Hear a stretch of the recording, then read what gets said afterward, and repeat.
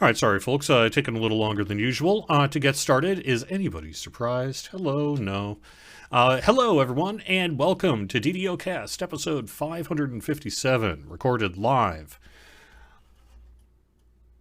on whatever the heck day today is, which would be May the 5th with you, I think, right? I'm your host, Jerry Snook Cordovan, community manager for Standing Stone Games, along with Dungeons & Dragons Online.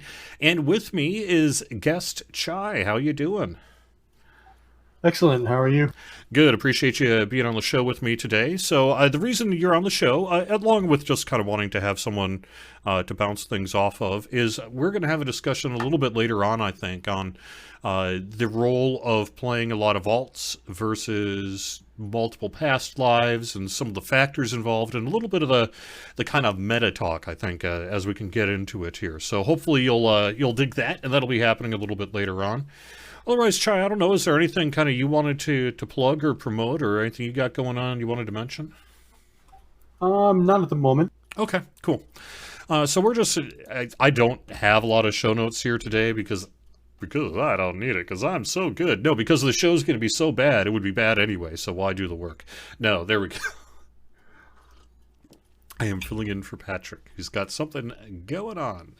This week's screenshot, Black Ink's Eyes, Peer in the Darkness in our 413th DDO screenshot of the week. Thanks, Black Ink, for sending this in.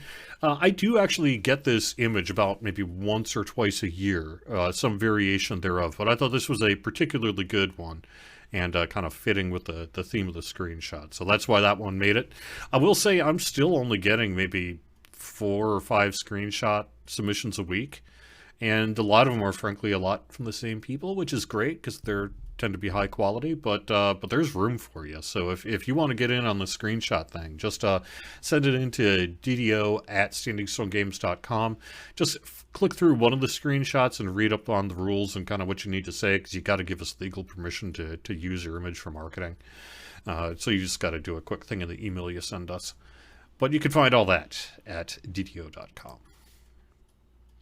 DDOcast is hosted by Cyber Ears, the awesome podcast hosting network. Shows are usually available within a few days of recording. No idea when the next show is going to be. I have a feeling Patrick's going to just sit at the computer and never stop. And that'll happen soon. Otherwise, in news here today, there's a couple of things happening right now that I think we should talk about before we move on to any kind of Sharn or things like that. 2 things. First off, let's start with the good stuff. Lamania is open this weekend. A rare weekend opening, frankly, on Lamania.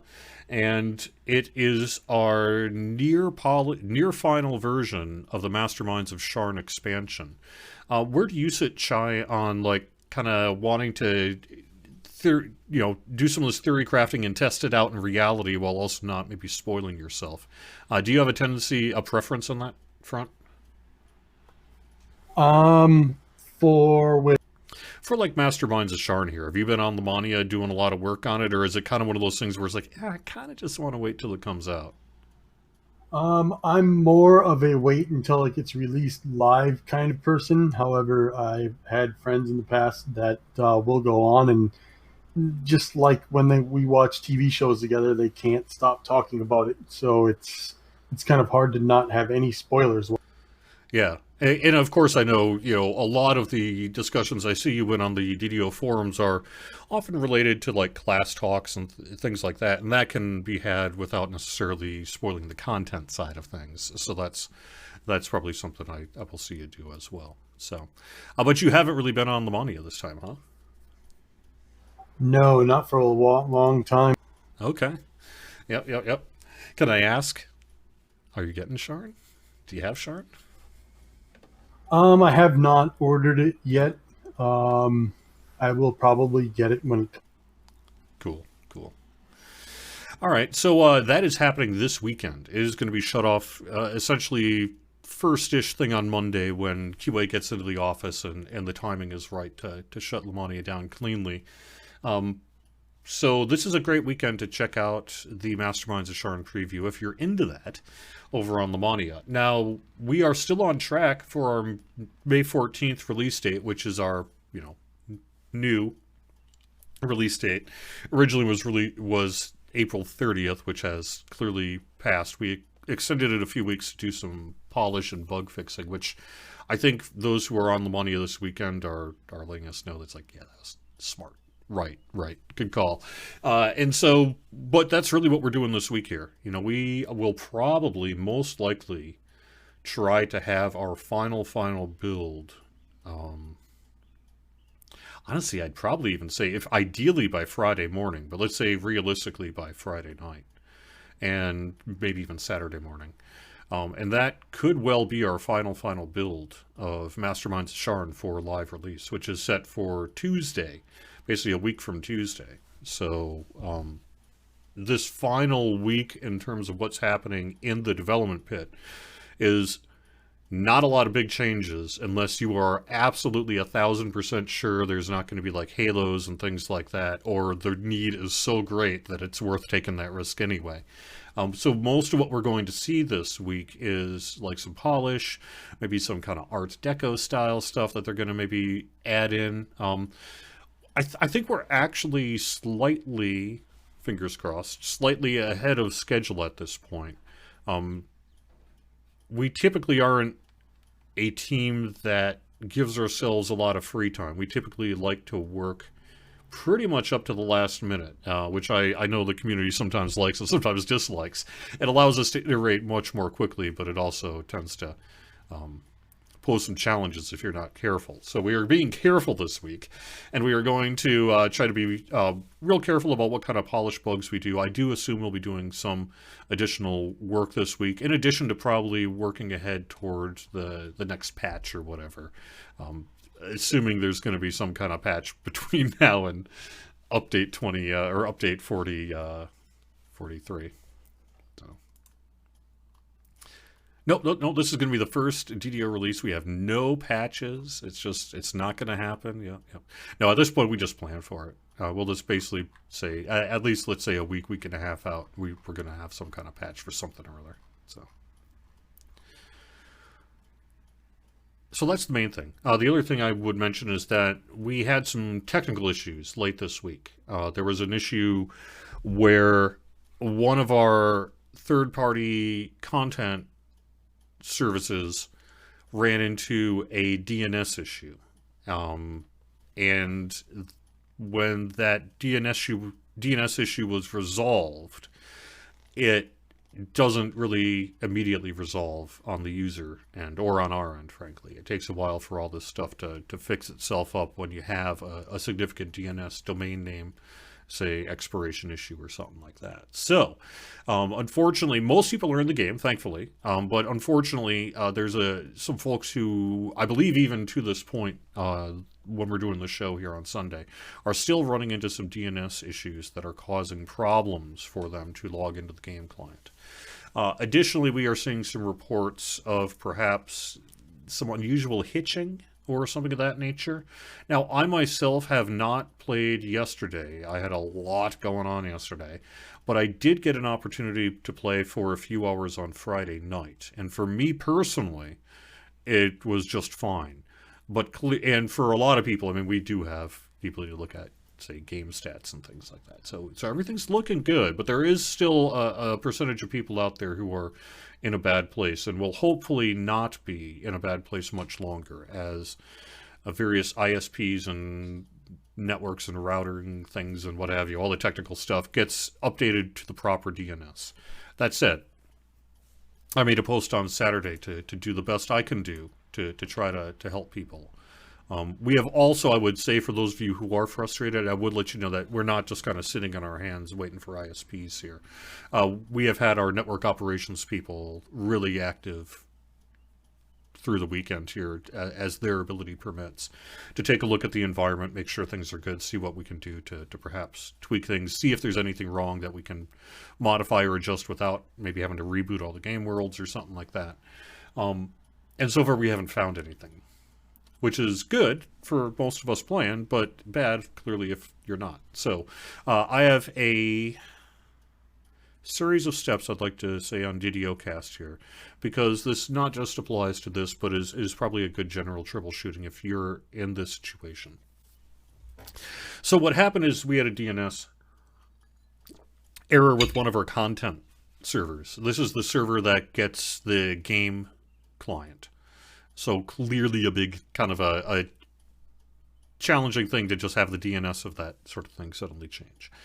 So what ended up happening is we were able to resolve that, and it can take... people will say 24 to 48 hours, but my experience having been through DNS stuff is it's really more like a week before everything is completely back to normal for DNS propagation through the internet. Now, I am not an internet expert, so whatever. But my personal experience is that it takes about a week before I stop seeing people on the forums saying, why can't I get on? There are some things you can do. Make sure you do flush the DNS on your computer. Make sure that you are using a brand new DDOLive.exe download. Now, this is something new this time around, so I want to make sure we get the word out about that. So what ended up happening is we have updated our, what the NetOps people will call the payload. We have updated the base client installation to be a new version that no longer utilizes Akamai Net Session for the initial game download. It hasn't used it beyond the initial game download for years now.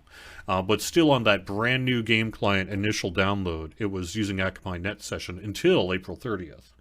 So within the past, I guess, week and a half or so, they swapped out the base installation to a version that doesn't use Akamai. And for the intention, and for the most part, because we haven't had this report for weeks, is that it's a seamless transition for most folks. But because of this particular DNS issue, we have a whole bunch of people who are going back to, let's say, perhaps slightly older now, base installation EXEs. You know, you downloaded DDO Live, you know, brackets 3 because you keep downloading DDO so often, right? But you've got a version of that still is trying to use the old Akamai Net Session. And my understanding, and again, I'm not a technical master here, but I think basically as of April 30th, Akamai Net Session is over. No longer a concern. So I think that's part of what's happening here. It's a combination of that and the DNS issues that take a while to propagate, and or have ISPs are still caching bad DNS information, or your computer is still caching bad DNS information, et cetera, et cetera. So that's what I would say. Make sure you do a DNS flush. Make sure that you are using the new DDOLive.exe download that you can get from the main download page now at DDO.com. Reinstall the game if you need to. Reinstall the game if you need to, and then you should be good. There is one thing you can do, though, if you don't want to do a full reinstallation, and this has helped a lot of people on the forums.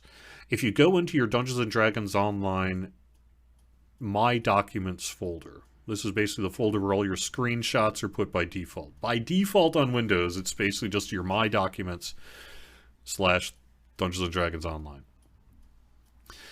There's a user preferences.ini file. That user preferences INI file contains some information related particularly to splash screens and screenshots that should be automatically patched up and fixed. But if it's not being fixed for you, one thing you can do is simply delete that file and have it re-download, or, I'm sure what the IT experts would tell you to do, make a copy of it, put it in a safe deposit box, and then delete it so you can put it back. This has solved a lot of people's problems. If, however, you're in a position where a DNS flush isn't working, where a new DDO installation isn't working, where a user preferences INI file isn't working, then unfortunately we're probably in the morass of other technical issues like Windows User Access Controller, Firewall, or anti-permission or antivirus, or perhaps DirectX. I always tell people if you run into issues, one of the first things to do is give it a Microsoft DirectX end user runtime installation. That will often solve compatibility issues with DX12, and particularly if you're on a Win 10 machine. But I don't think that's really going to solve your problem here. Is there anything else you could think of that I should be saying here, Chai, other than we're sorry? This was a little bit out of our control and is unfortunate. It really sucks, frankly, for everybody involved. That this happened on what?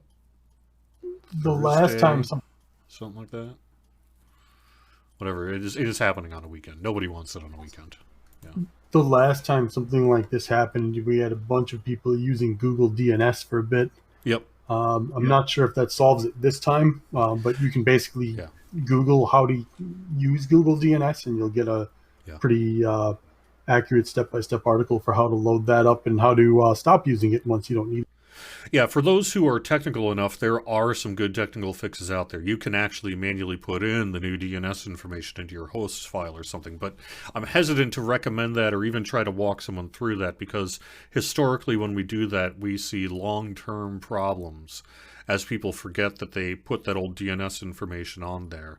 Like I say, I personally get about one ticket a week from both DDO and Lotro from some player who's like, I can't go to the website. I don't know why I'm banned.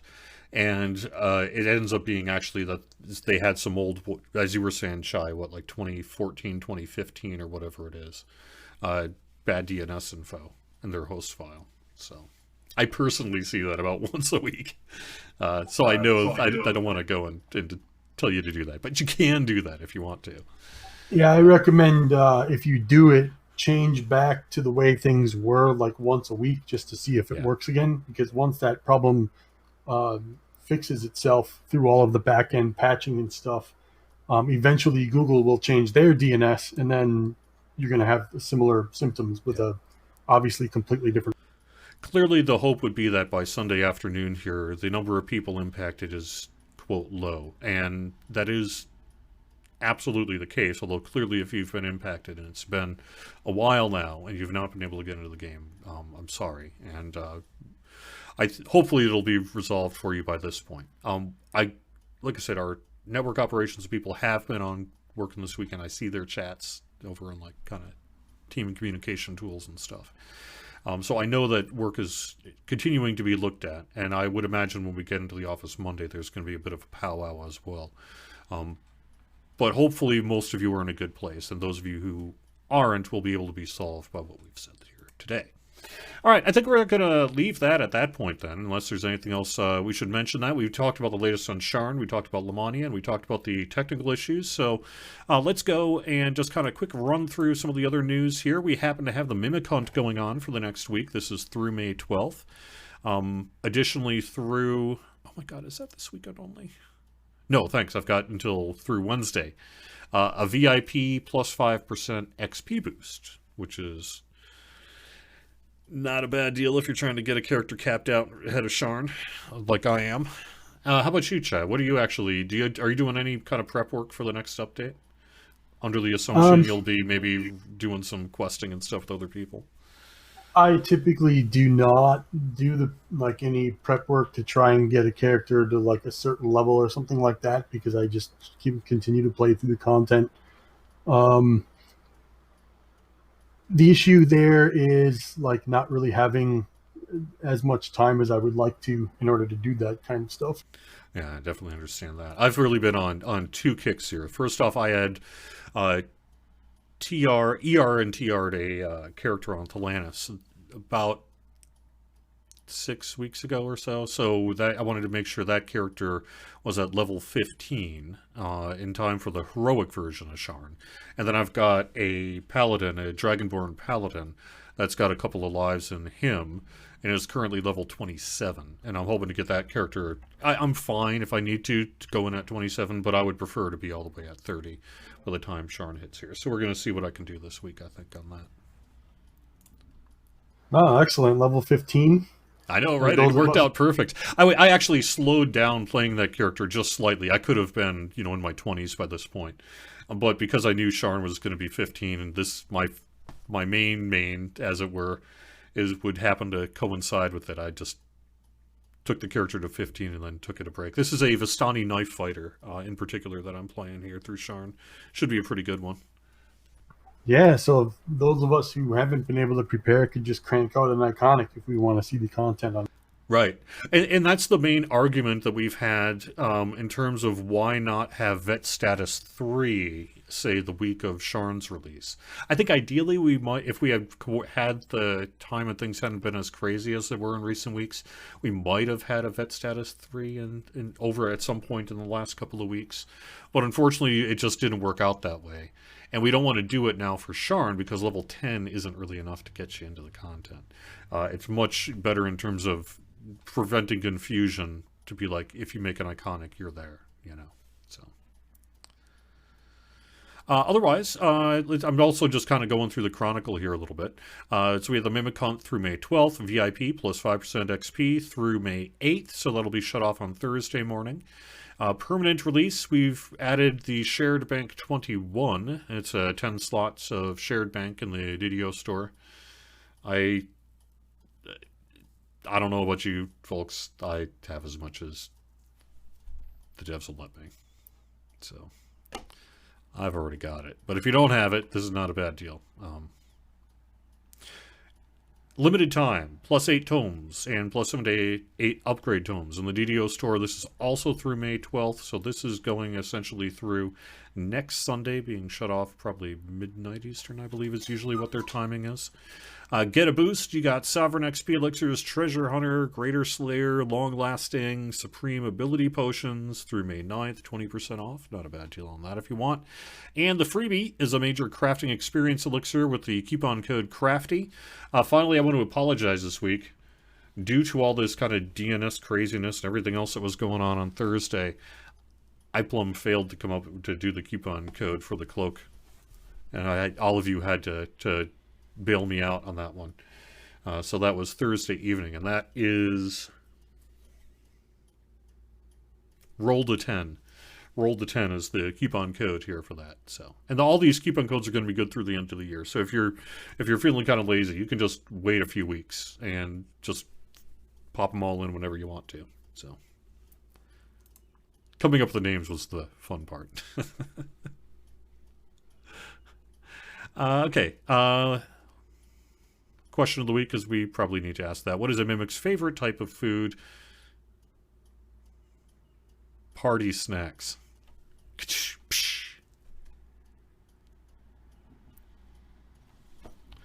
And then we got a bunch of fan site news stuff you can read about. Let's Talk Shop is just my lame live stream. I don't think I talked about anything too major last week. Nothing worth mentioning. I wouldn't watch it. No, actually, I would. It was fine. But I don't think I did anything in particular last Wednesday that's worth noting. You can't think of anything I said that caused any problems or anything, did you? I don't think so, right? Yeah. You might be muted while I'm going through this stuff.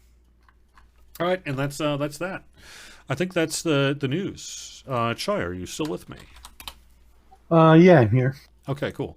Let's get into our discussion then.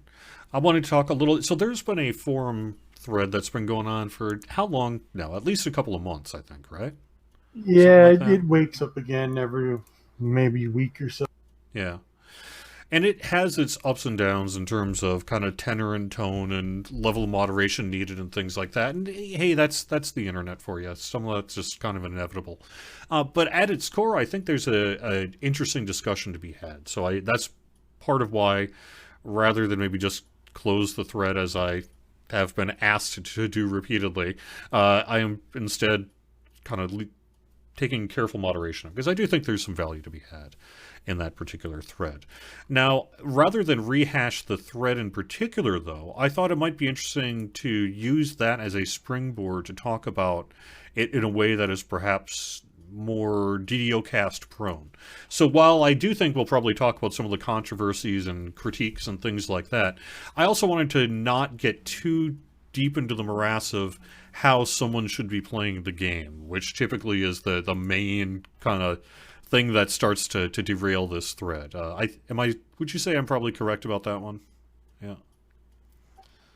Yeah, it's. Yeah. I mean, suggestions are all kind of more or less made in the idea that you should always play how you have fun, but yeah, at the same time, it's like it seems to me that there are some incentives to play some ways rather than others. Right, and that's why we're going to be talking about this here today. So what is the? I'm rather than try to relitigate the thread here, I just wanted to basically put the premise out there, perhaps lay a little bit of groundwork before we start talking about the impacts that it's had and some of the challenges that is posing, maybe both from the development side as well as the player community side here. So, if you really want to have a bit of a history lesson, you go back to DDO's earlier days. It had for a time, a couple of years probably, I'd say, a fairly linear end game path. That is, you would go to, I believe at that point it was largely 20, 18 or 20, something like that. And you would get to the end game. You'd level cap that character. You'd work on gearing and maximizing that particular character, and then you would, if you wanted to, roll up another character and do that. So those who were dedicated and put in a lot of time during that period of the game's history were able to create, I think, as a end result of their work, a stable of powerful characters that were functional for whatever at that time endgame difficulty was. Do you think that I'm correct that time did exist here, Chai? When the level was 16, it was 16, 18, or 20. I'm thinking even during the early days of level 20, though, we didn't have reincarnation, right? I think reincarnation was the update right after the 20 cap raise. Yeah. So it was pretty quick. But even then, some people would TR one character while still having like a Todd ready, Shroud ready character. Right. But at the very least, I think conceptually that was the case, is that there was a period of time where you could, if you wanted to dedicate the time to it, if you were passionate enough to dedicate, you could have a stable of essentially endgame alts that were pretty well geared and basically ready for whatever content came out. Now, DDO is not that game anymore. I think everyone largely agrees or understands that. But there is still space for that level of play to some extent, and certainly a group of people who want to perhaps play that way. What came along is a reincarnation system. Rather than, say, a linear sort of gameplay path, DDO is far more varied, far more diverse, and you have a lot more options. You also have a more splintered community in terms of what they consider endgame to be, what they like and dislike.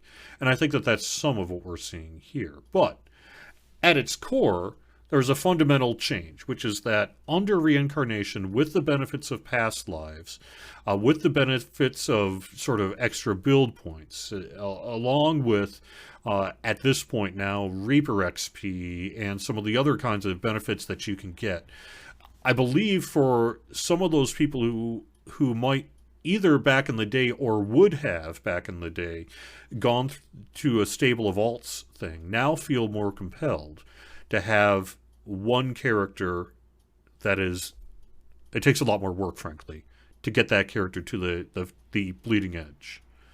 Do you think that outlines the problem generally okay? That's a large part of it.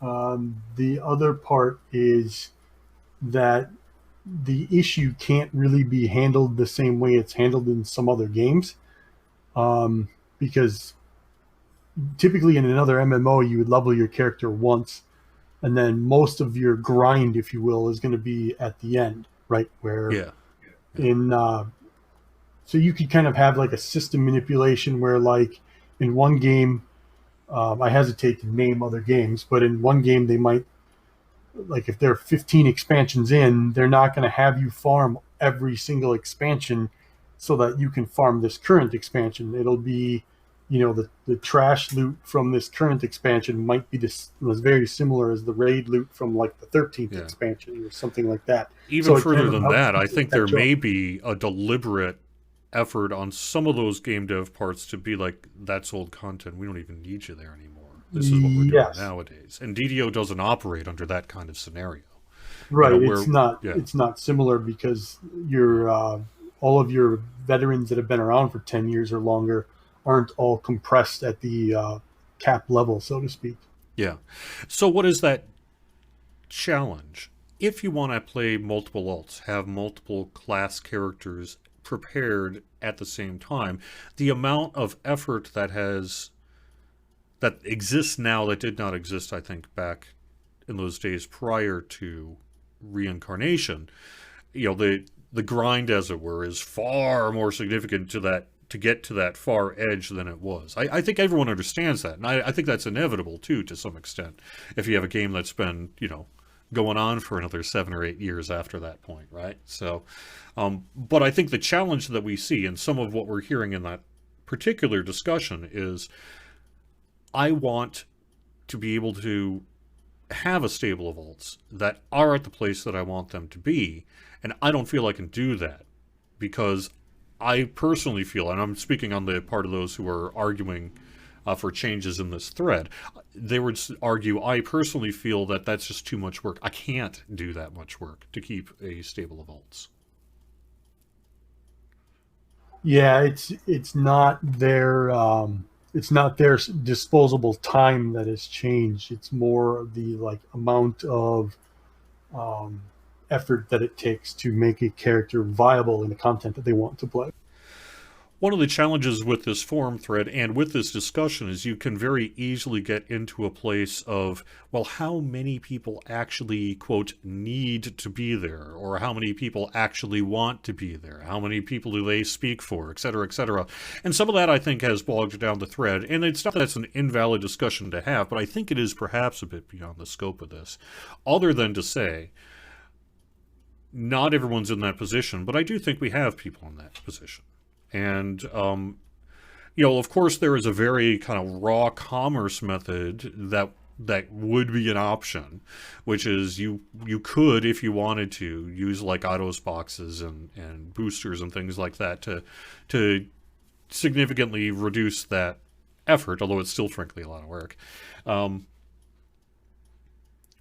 But there are some things you can perhaps do in-game. So before we kind of get into the what could we change, let's talk about where we are and what you can actually do. Do you have any tips that you would like to start with in terms of how do you know where to find that balance? How do you know when is enough lives enough? How do you know whether or not, when is the time for me to switch to an alt? Do you have a sense of any kind of advice for those who want to get in on this kind of train, as it were? One method that I like is really advanced build planning. Mm-hmm.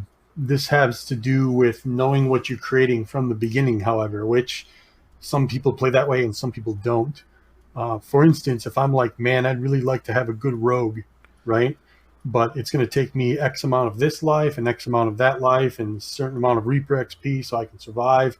And I have that all planned out.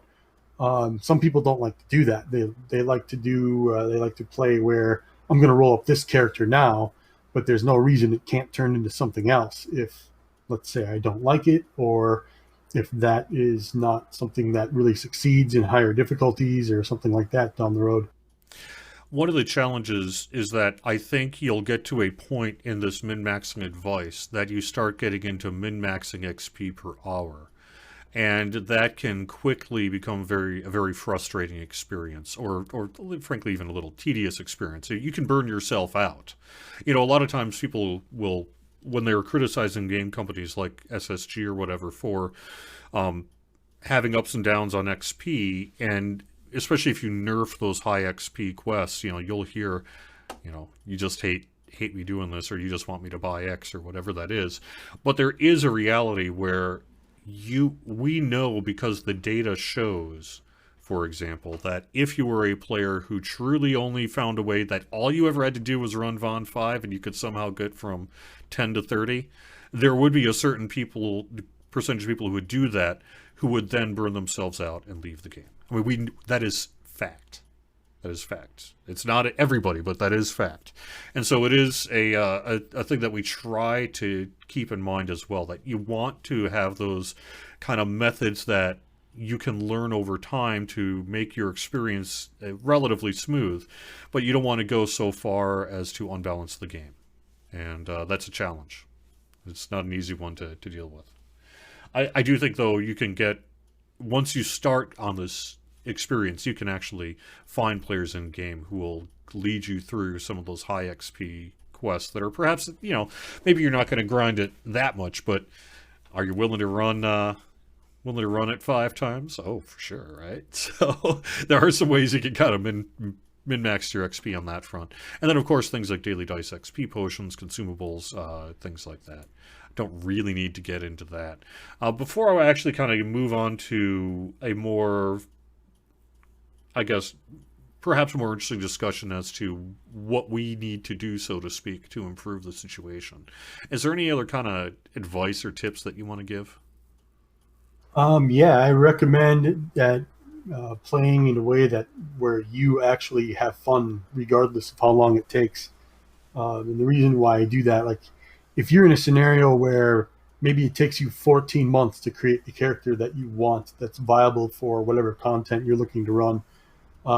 Maybe it would have taken you, say, 9 or 10 months, but you're just farming X, Y, and Z to do that, and you don't enjoy it. That's kind of how you lead to that burnout in the first place. It is So really hard to answer that question of when am I going to burn out versus when I need to keep going. So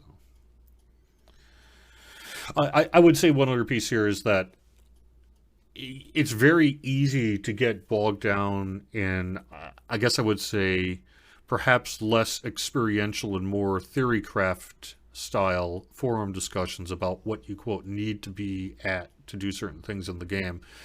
But I do think it is widely believed that at the very least a couple of past lives don't hurt. And if you're playing a certain level of, let's say, Reaper or endgame rating, you probably do need at least a couple of past lives. Or it would be highly encouraged for you to have at least a couple of past lives. And so that means you probably are going to interface with this at some point. That sounds yes, about right, right? Yeah, yeah. and there's also a belief that there's the game is progressing toward the low end of Reaper being kind of the standard of where a lot of your players will end up eventually. Yeah, and past lives and that sort of thing help for that as well. In addition to the raw build points, like I am not one of those people who's trying to go for completionist. I could care less about having 20 plus, class or racial or whatever. I mix of all of those lives on a character, but I do personally feel motivated to, as soon as possible, at least do 2 or 3 past lives. Because it just makes your character, in my opinion, a much more stable place, ready to handle that Elite and Reaper. I think you might be right. We have been running some of the numbers on what segments of players are running certain levels of content, and I think it's pretty clear there's a switch for those who felt Epic Elite was the default difficulty, now feel Reaper somewhere between 1 to 3 is the default difficulty. I think that's just sort of where we are right now. Yeah, it kind of happened to Elite historically, where back in the day, you'd see accomplishment posts when somebody either soloed it or duoed it, and then it became kind of the standard. And then after a while, historically, we started to see a lot of the game is too easy style posts. And then after Reaper came out, now there's this kind of, I don't know if I want to call it fear, but kind of an anticipation that Reaper 1 or Reaper 2 or something like that is going to be the standard that even the the newer folks, or when I say newer, I don't mean day one people, but even like the less experienced folks are going to be running as far as difficulty settings are concerned. So can I turn it over to you briefly and perhaps explain a little bit, why is this a problem in your mind? What is the problem, if you see one, that perhaps SSG needs to address? So each time a new progression system gets added, like you had racial reincarnation, you had iconic, you had even further back, you had epic destinies. Further back than that, you had true reincarnation. There seems to be this kind of tier level system that people play with, where they feel that they need X number of lives and X number of Reaper XP to have, I guess, what I would call a viable character. Yeah, that's like, talk about a loaded word that'll instantly drag a forum thread down. But nonetheless, it's an accurate word for I think whatever. Here's how I describe viable, and I do feel it's worth doing. Viable is I feel comfortable running the level of difficult content I want to run. Do you think that's a pretty good viable definition? Yes, and I would also add to that that you feel your character contributes in that content. Okay, right, right. Now that's And not a problem different, for me because I never contribute. But hey, I'm just saying, yeah. yeah, yeah, But each time a new progression system gets added, the belief is that it adds more time right, to have that viable character. So people have been asking for certain things that either make us only have to run that once rather than once per character, or um, somehow come to an impasse where you stop adding progression systems. And I don't know if that's like a realistic ask, but at the same time, that's kind of what the belief system is. will an MMO or action RPG or whatever you want to call them nowadays have a progression system at its core for the as long as it's around? Yeah, yeah. I mean that's the core of these kind of games, right? But do we need to introduce more, say, reincarnation based progression systems? That's a very valid question, and one I think we would be sensitive to the community's you know consensus on, if there is a consensus. But I guess that's the question then, right? There isn't a consensus. There doesn't appear to be, as a lot of these forum discussions go. You usually have a division between the people who play to experience the journey more, and on the other side of the fence, you have the people that want to get to the destination, and it's kind of a means to an end, so to speak. Right, right. So I think I'm not going to. I think it's dangerous because of the position I have to try to say what I think other people are saying. But I do feel there may be a certain core of that feedback I've seen in recent years regarding this that is worth mentioning. I don't think quote these people who are completionist types, I don't think they're asking for it to be super easy to maintain a stable of vaults at the same level of play of contribution it takes to hit that kind of near completionist level or whatever their version of viable is, right? But I think the main crux of these arguments is there a way that it could be 100% of the work on the first character, maybe 90% on the second, 80% on the third, 70% on the fourth, etc., etc.? Do you think that is ultimately what is being asked here? Something like that, yes. And that's where I think some folks are asking for account level progression on some systems. Right. While realistically, it's probably not going to happen on current systems. Maybe in the future, there could be one or two account level progression systems where, when I start my first alt, I already have a base of power to work with rather than starting over at zero again, so to speak. So why can't someone do that now? Because in many ways they could have the gear that they would need from doing multiple lives Yeah. and other characters. In many ways they would have a number of systems in place for them to help along the process, like someone who's a Kenneth Crafter, perhaps, or certainly knowledge of the quest to make the time down easier. But why do people feel, do you think, that they don't have that now? I did bring up gear actually, Okay. and it's been a widely accepted. Like, I guess I would ask the question: do you see any resistance to gear being bound to account nowadays? For quest gear, I know raid gear is still bound to character. I don't really see that much resistance to bound to account gear. Yeah, yeah. Certainly in recent, it's over the years, it's tended to be whoever was in charge of the loot system plus whoever was at a producer level of the game to some extent, but certainly in recent years we've pretty much stuck with bound to account on quest loot, bound to character on raid loot, with a few exceptions, I guess. I think we have, right? That's pretty much what we've been doing. Yeah, I don't even know if there's any exceptions to that Yeah, I now. don't know if there is either. So that does help, I guess. But it's really that it's the XP. Is that really what we're talking about here? Is the XP penalty for multiple lives combined with X characters? It's that and the fact that progression system seems to get added um, like every once in a while, and that continually has people believing that it's going to take them longer to make a viable character, especially in brand new content, which is it seems to be more balanced toward the power you can get now versus, say, the power you could get when other quests of that level were made back in the day.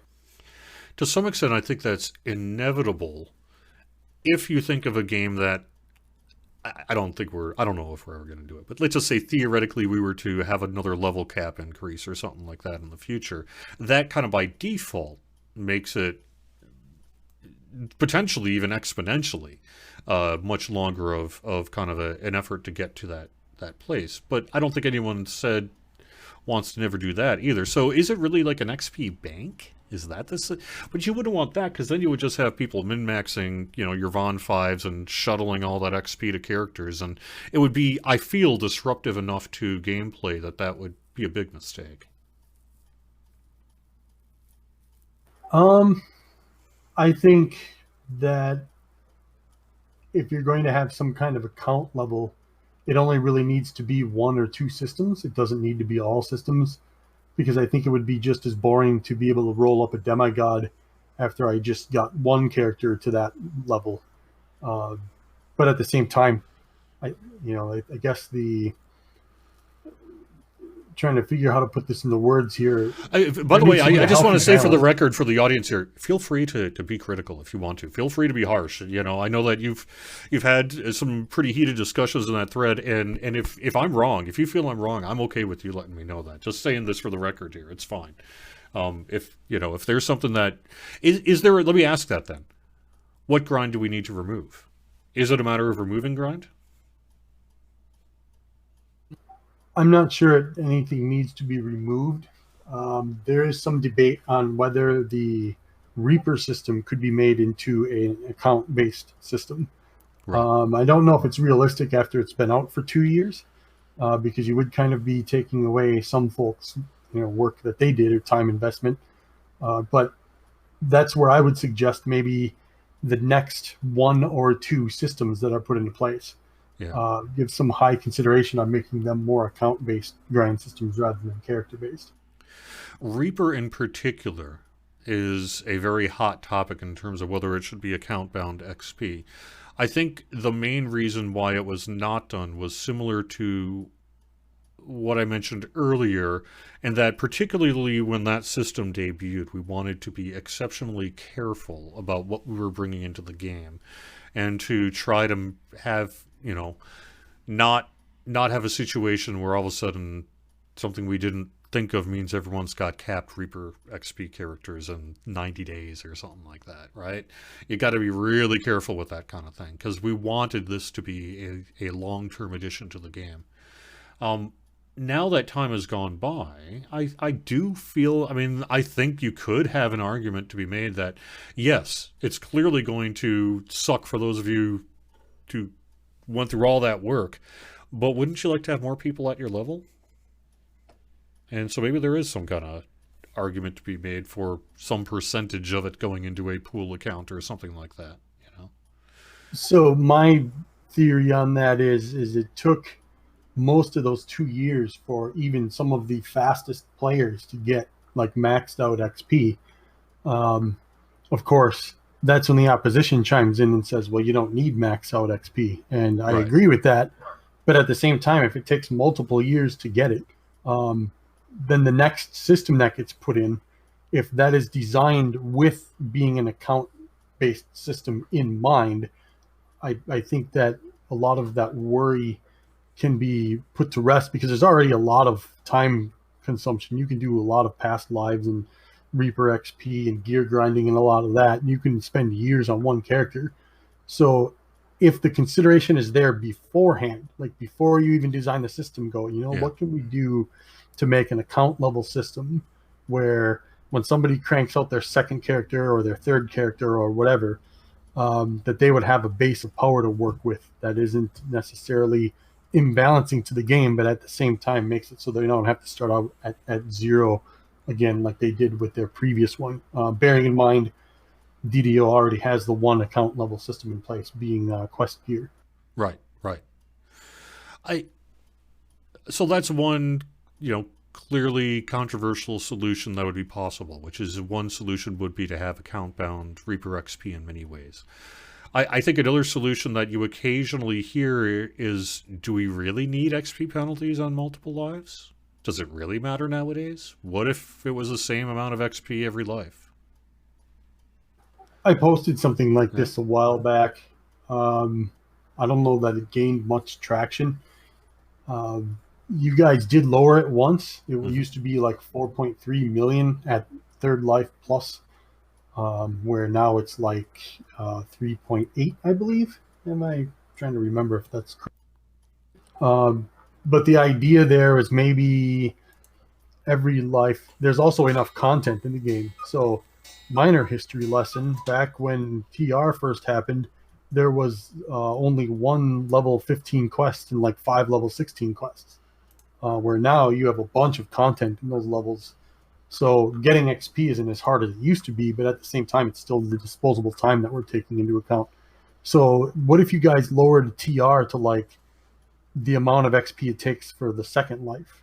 Yeah, I think that something like that would certainly be something we could consider. Again, if you're listening to this, I am not promising that the dev team is going to do anything here, because I guarantee you, if they turned me saying, "Oh yeah, this weekend Jerry promised they were going to do a whole bunch of stuff," they would freak out and probably lock me in a closet, and I would never leave. So, but I think that is certainly the kind of argument that would have to be had, because do we really need that? I don't know that we do. I'm sure also, and this is an area that I know you've been pretty passionate about. I suspect there's probably an e-commerce executive or something like that would be real happy if people could purchase Autos boxes more frequently. So I'm sure that that's not entirely going to fall on deaf ears there either. So what's another solution? Anyone got? I think those are the.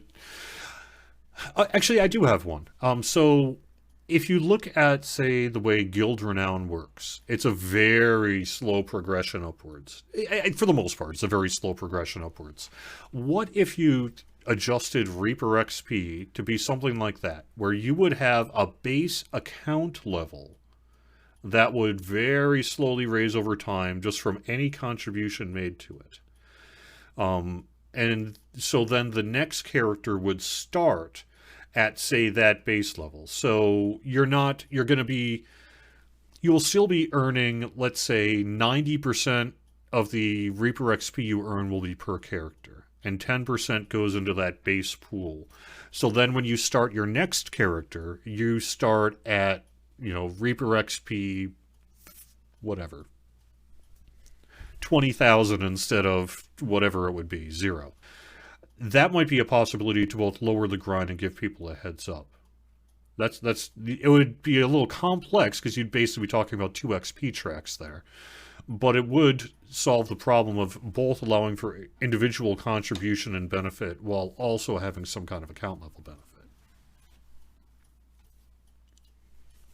I like that. I would just ask that if it took most of 2 years for one of the fastest players in the game to get to max XP, like what would be reasonable as far as like what degree the grind would need to be adjusted, so to speak. Like we're talking a lot of casual players or a lot of folks like me who's kind of in the middle. It would probably take double that amount of time. Yeah, I'm not going to be getting my Reaper wings anytime soon.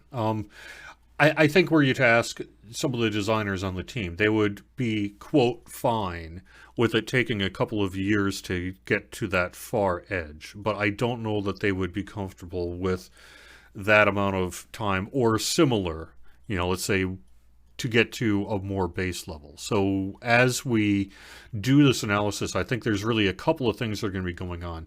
What's it going to take to get absolutely every last, bit of benefit out of this thing? How long does that take? And then how long will it take to get to some level of benefit, kind of a core level of benefit, as it were? And that, I think, would probably be the more likely target for any sort of rebalancing there. Sure, it's been 2 years. I mean, Yeah. you guys could probably data mine like where the running average is, so to speak, like where the meat of the player base is Yeah. currently at with that, and then probably say, okay, if this is what we're calling reasonable, then maybe that's the benchmark we should. I like what Edward T is saying in chat here. Is it really the goal to get to max level? It certainly isn't for me. But That's why I used the word viable before, but of course that comes with its own disclaimer. Yeah. Because if we were saying optimal, then yes, it would. But Yeah. viable character, they don't need to be completionist. Maybe you need 1/3 of the amount of Reaper points or something like that, to get so that you're survivable, but not necessarily, you don't need to get to 100% of the points. Part of the reason I think people are as invested in the Reaper XP as they are is because there is a not insignificant heroic and epic XP boost for playing in Reaper. I don't know if that was the right call to make at the time. I don't know if it's the right call now. I don't know if we should do something about it. What do you think? At this point, if we removed all that free bonus XP, people would kind of freak out, to just be real kind of colloquial about it. But at the same time, is there anything that's more motivating people to hit that Reaper 1 to 3 range, like you were saying? Or is that something we need to do more of, frankly? Is that also part of this grind? Should we just have that all over the place? Yeah. I do like the first time bonus. The reason why I like it is because it motivates people to play other content, which kind of touches on what you said a while back, where otherwise you'll have a specific crowd of folks who are farming, the same quest over and over and over and over and over again. And when you make that adjustment, they think you guys hate them now. Yeah, yeah. It's interesting. I don't know that I total personal DDOcast opinion time. I don't know that were I in charge, I would have kept that XP bonus on Reaper. I feel the benefit on Reaper is there regardless, personally. Although I do think there may be some justification for having a little bit of extra quote regular XP in there just to kind of offset the time it takes to go through Reaper versus Epic Elite. But I think perhaps we give out more XP. I think maybe we're a little too generous, and that's both good and bad. And it's bad because ultimately we might need to do something about it. And if we were to ever do something about it, there'd be a whole bunch of sad people. So I don't know, right? I don't know on that one. But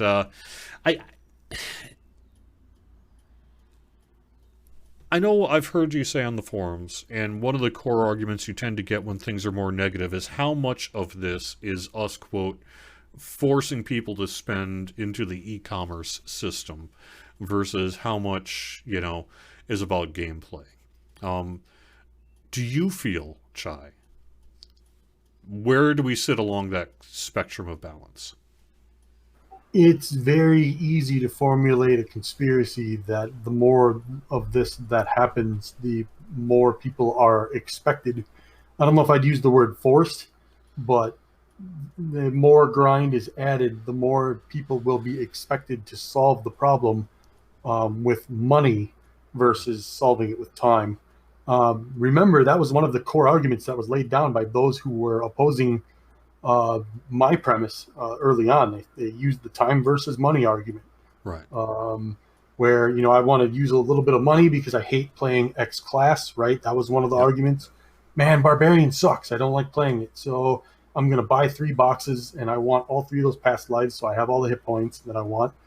But in that vein, it's like, well, then the other argument would also be valid that the more grind is added, the more people bring up problems, the more they would be expected to solve that problem by either just living with it and playing through it or buying their way past it. Right. I can tell you that I can't think of a situation where any game decision like this has been, we need people to buy more boxes, so let's add grind. I have never heard that happen. Never heard that happen in the studio. Now, as you say, one of the core tenets of this business is time versus investment, or time versus support, however you want to, whatever kind of PR-friendly phrase you want to use. I can be there if I spend X amount of time. I can be there if I want to kick us 20, 30 bucks or whatever. That's the core of this kind of business, right? So there is, I can't say that there's never a discussion along these sorts of things that don't also include, well, perhaps this is an opportunity where we can have a booster for Daily Dice, we can have a booster for X, we can have an event bonus weekend around it, and we can sell a thing in the store for it. So there's a package that tends to come together with this more than we want to sell X, so let's make something suck. That companies that do that, frankly, will... I want to be careful what I say. I would say that the MMO landscape has got its list of games that have survived as long as Dungeons & Dragons Online. And I think when you look at the games that have our level of longevity, you will find that that kind of decision, if it happens, doesn't happen all that often. And I think you will find in a lot of games that have not survived that that kind of decision becomes more of a core gameplay thing. I know there are some who are going to disagree on the DDO forums and elsewhere with that, but I think, frankly, just based on my experience as a player and working for the company here, I don't see that sort of be a main driver of change like this. It's often more gameplay, right? Because we know that we can only make X amount of content per year. And we know that we want players to be able to have fun and have something to do. And so that tends to be as much, if not more so, than an e-commerce concern. But that's not to say that e-commerce isn't involved. I mean, let's be honest here. We got to pay the bills. So, yeah. You're kind of quiet. Maybe you're just sitting there going, what you said except the exact opposite. Right? Well, I can give you an example of where the conspiracy theory folks they're probably more right than not, is when you guys made +8 tomes. Because the method of thinking at the time was, now that you're at +7 and you would have to be level 31 to use a +8, what are you guys going to do when the whole audience is saturated with +7s, right? Right. And then you guys went and changed the rules so that they apply at lower levels so that you could shoehorn +8 tomes at the top. And that's when there were folks like me, I'll admit it, and others that were like, okay, I see what's going on now. It's not literal, straightforward pay to win where you guys are selling raid loot in the store, but at the same time, there's kind of this indirect, like, you can access character power at this speed if you play. You can access character power at faster than this speed if you pay us $30 here and $50 there. Sure. Yeah, I think you've got a pretty valid point that particularly when it comes to DDO store tomes, that kind of level of e-commerce is at play. But there is opportunity to get even +8 tomes in game, and that is different from what you might see on some other games as well, even if they're pretty rare. They do exist. So the ironic part of this, of course, is that if alts were incentivized to be played more, one justifier would be that people would, though the audience that pays for that on their first character would be more likely to pay for that on their other characters. Yeah, that's true. Yeah. I think that would probably be a pretty heavy-duty presentation you'd have to put together with with some spreadsheets and such. But yeah, I think you could probably make that argument. So Yeah, one huge Yep. column of pros on the left and one huge column of cons on the Right, exactly. Um, Geez, I don't know how much more we should mention on this. What do you feel there are any kind of big subjects of this that perhaps we should raise? There's one other thing that I think could possibly happen. I don't know how much the game direction would need to be changed for that, but there are some games that make it so that when a specific expansion comes out, there are specific mechanics that are unique to that expansion. Hmm. DDO kind of does this in like that crafting system. Yeah. So like when Slavers came out, for instance, that there was a crafting system that was like for that. When Temple of Elemental Evil came out, there was a crafting system for that. And I did post this once. Some people thought it was cool, but they didn't know if it could happen in this game. But I'll bring it up anyway. So let's say you had one expansion that was more of a siege warfare style expansion. Yeah. So you have progression that, where your character knows how to use siege weapons better. Yeah, let's steal some of that big battle tech from Lotro. Something like that, right? Yeah. But in the next expansion after that, maybe that's not as useful, but maybe mounted combat comes into play and your character has to progress to learn mounted combat better. And that's useful in that one expansion. So you're not creating some demigod-based character in every single thing that comes out from now until the lights turn off how many ever years from now. That happens. You're creating a character that becomes better and better and better with the current landscape. And then when we go to the plains in the next expansion, maybe we learn how to counterspell everything that's throwing magic at you. And that's kind of its own progression system. And those kinds of things could be account-based progression rather than character-based progression. That makes sense. You mean account-based progression across content? So, like, for example, the benefit that you would get from whatever the newest content pack is, whatever itemization benefit, XP, whatever you were able to get from that, some portion that would carry over to the next? It would be 100% that carries over to the next, but it would only be viable or usable in that one expansion. So if my main character becomes really awesome at siege warfare, in that siege warfare expansion, right? Like maybe the Droam lay down a full-on attack on Stormreach or something. Yeah, it's cool. Just to kind of, Fury craft. Yeah. In that one expansion where we're defending Stormreach and we're sieging all their ships that are sitting outside the harbor, my alt could also use that progression system that my main earned so that I don't have to start over from zero again if I want to play through all those quests. Yeah. That's cool. I like that idea. One of the main counters we might hear for something like that is you guys, quote, introduce a new grind every update, and I'm sick of new systems. You do tend to hear that kind of thing when we do a lot of consecutive loot-based kind of upgrade systems, maybe too closely together. But in your case, that would kind of go, it'd be a little different because you would really be looking at a completely different kind of gameplay per expansion here. So, yeah.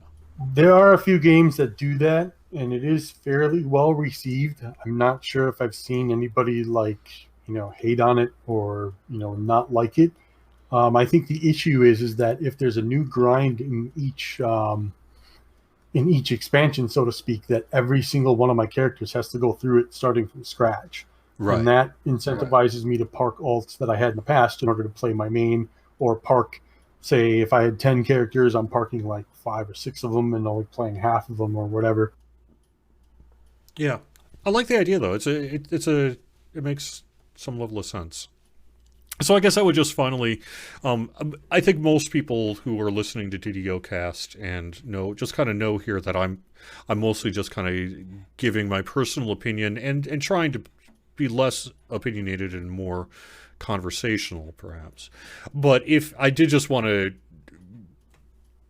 finalize the comment here by saying anything you might hear today was something that I came up with while we were discussing here today. I am not making any promises on behalf of the dev team. I'm not saying how Sev thinks about, you know, a certain thing, or how even necessarily the team per se thinks, unless I've explicitly said that during the conversation here today. I just don't want people to maybe start ascribing opinions to others that don't belong. So. Yeah, so office pool on when the threat on siege warfare comes up on the forum. I love that idea. Totally I think that's a great idea. I'm down. And I think you're right. Jerome's the perfect way to do it. So, yeah. God, that would rock. I want to start taking trebuchets to, you know, oncoming hordes of gnolls. That's what I want to do. Yeah. All right. Well, thanks very much for joining me, Chai. I think that's going to wrap it up then for DDOcast. Any kind of final thoughts? Yeah, thank you. All right. Just if you have thoughts on the show, ideas for roundtable topics, questions you'd like to answer, or topics you want to see debated, leave DDOcast comment at ddocast@gmail.com or tweet them at DDOcast. You can check out ddocast.com for MP3 audio, our show calendar, archives, and more. If you want to support the show, you can feed the kobolds on their Patreon page. That's patreon.com/DDOcast. Patrick isn't getting rich on this. He flips that stuff around in the codes and stuff that he gives out for prizes. And you can watch the show live normally at twitch.tv/DDOcast. Thanks very much for joining me here today, Chai, and thanks very much, everyone, for watching/listening. Thanks, Patrick, for letting me take over your show for the week. I'm sure I'll be a guest, hopefully, sometime in the near future. And thanks very much, you as well, Chai. I have no music with me today, so I'm just going to end the show now.